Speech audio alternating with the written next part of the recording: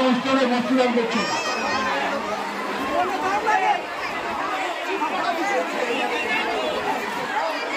দিল্লিতে থাকে বিদ্যুৎ সাথে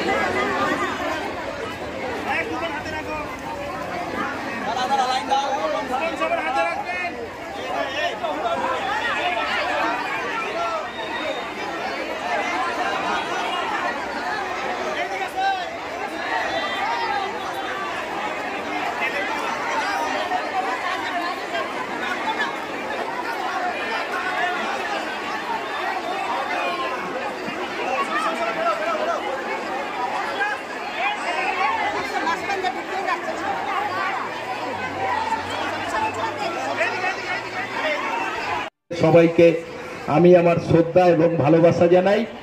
আমরা এইভাবে প্রতি বছরই কাপড় দিয়ে, আমি শুধু আপনাদের কাছে একটা অনুরোধ করব, আপনারা লাইন মতো তাড়াতাড়ি করে দাঁড়াবেন, দিতে বেশি সময় লাগবে না, কিন্তু কেউ হুড়োহুড়ি করবেন না। কারণ আমরা সব সময় ভয় পাই যে এত মানুষ এক জায়গায় জড়ো হলে যদি হুড়াহুড়ি করে কোনো রকম একটা দুর্ঘটনা ঘটে যায়, তাহলে আমাদের এত বড় কর্মসূচি প্রতিবার আমরা বন্ধ করে তখন দিতে হবে। তাই কাপড় আপনারা সবাই পাবেন, কিন্তু আপনারা যদি সুন্দরভাবে নিয়ে চলে যান তাহলে কারো কোনো অসুবিধা হবে না, অনেক তাড়াতাড়ি হবে। আর একজনের গায়ে আরেকজন যদি চেপে পড়েন তাহলে কিন্তু দুর্ঘটনা ঘটবে এবং খুব অসুবিধার মধ্যে আমরা পড়ব।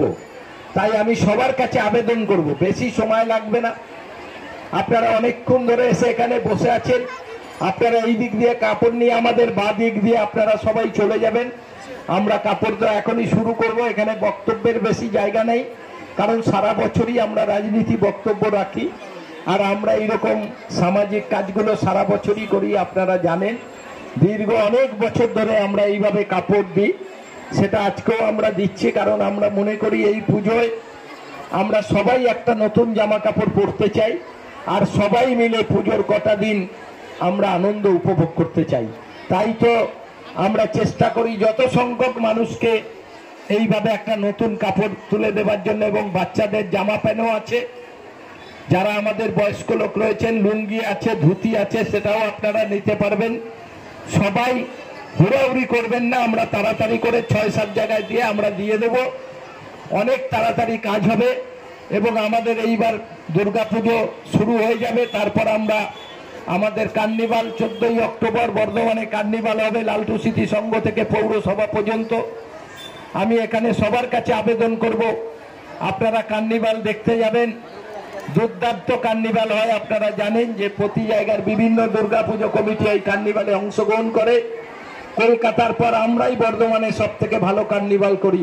আপনাদের সবার কাছে আবেদন করব, বিকাল 4টে থেকে কার্নিভাল শুরু হবে, আপনারা সবাই কার্নিভাল দেখতে যাবেন। সবাইকে ধন্যবাদ, সবাই ভালো থাকবেন, নমস্কার।